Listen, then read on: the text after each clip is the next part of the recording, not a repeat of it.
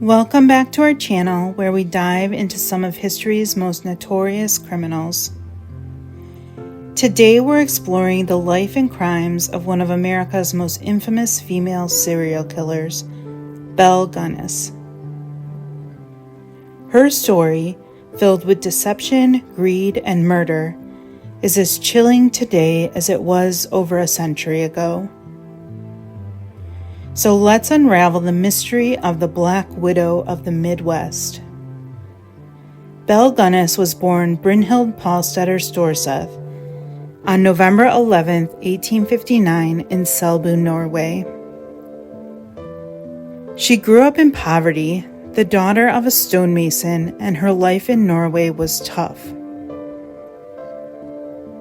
Legend has it that a significant turning point in her life happened when, as a young woman, she was pregnant and attacked by a wealthy man. This event reportedly caused a miscarriage and may have fueled her later hatred toward men. While this story remains largely speculative, it paints a picture of a woman hardened by hardship early in life.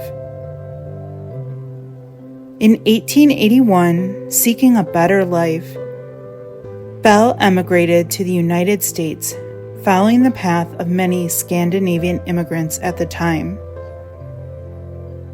She first settled in Chicago, where she adopted the more American-sounding name, Belle.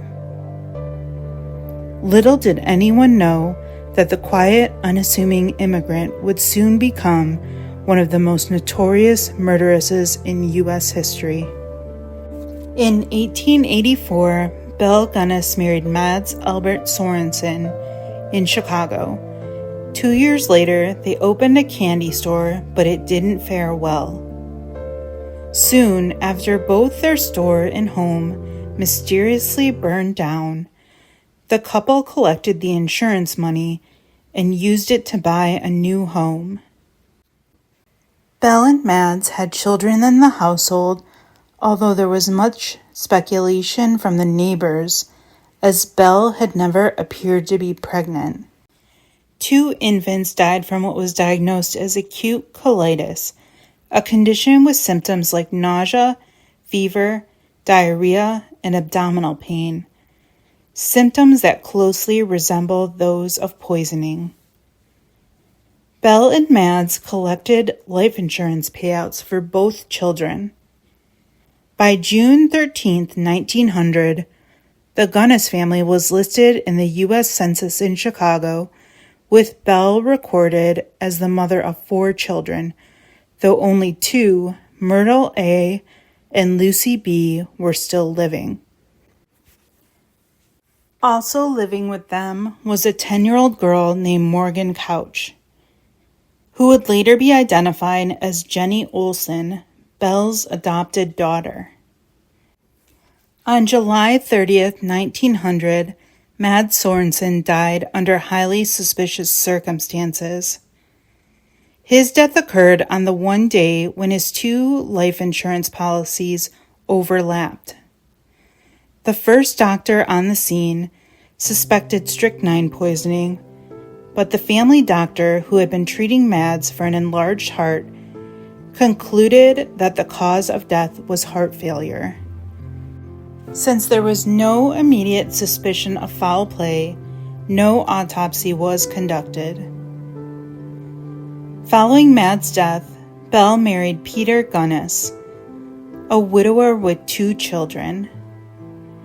They moved to a farm in LaPorte, Indiana, where the dark heart of Belle's criminal enterprise truly began. Just a few months into the marriage, Peter died under suspicious circumstances.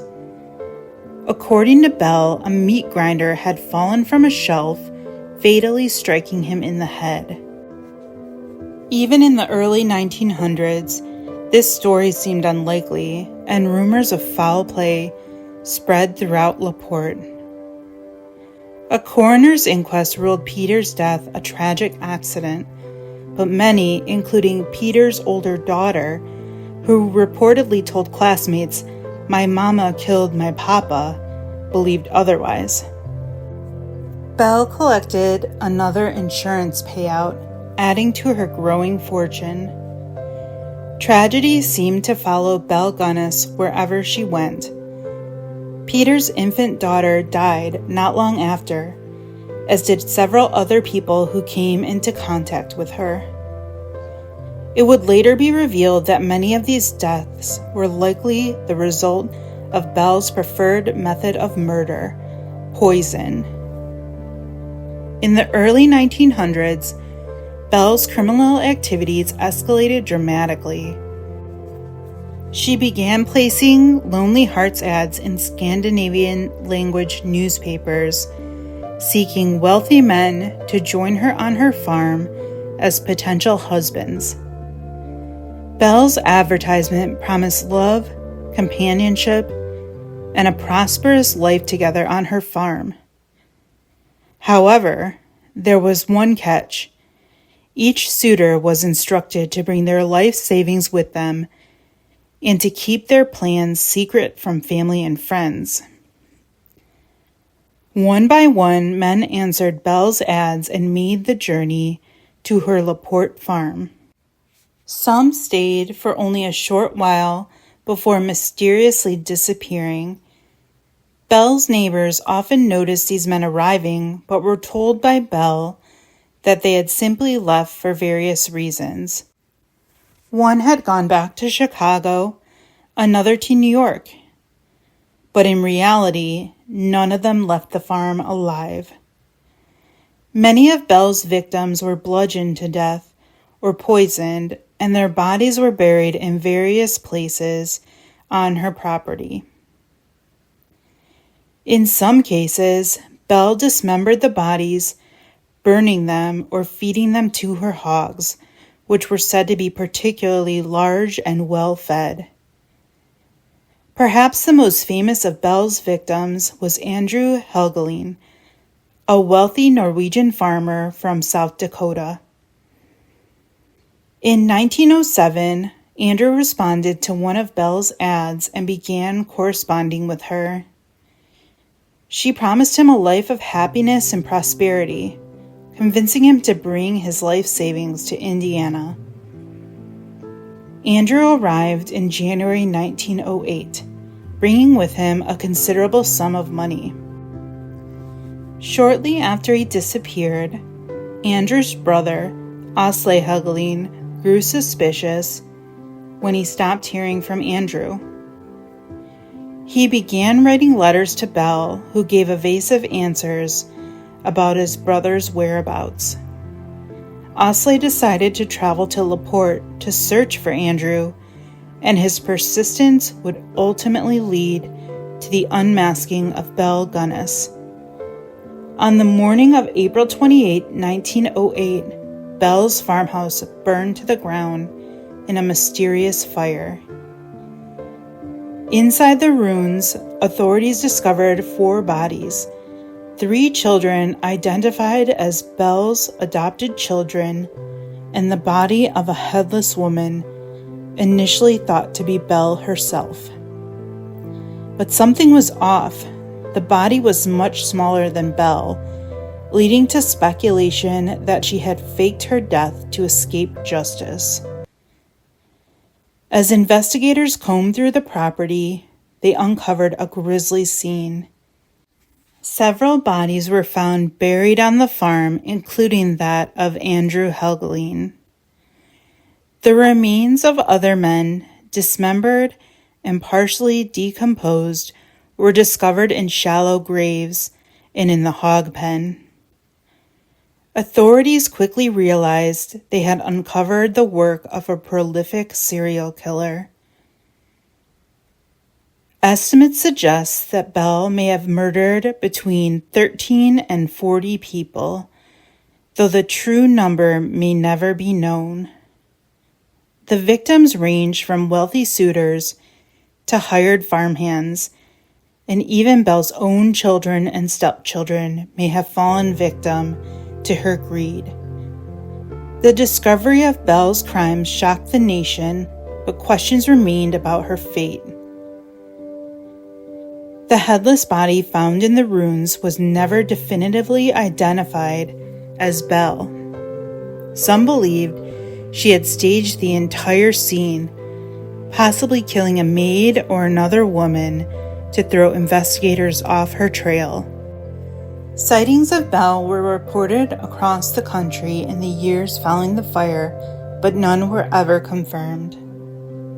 Ray Lamphere, a farmhand who had been romantically involved with Belle, was arrested and charged with arson and murder.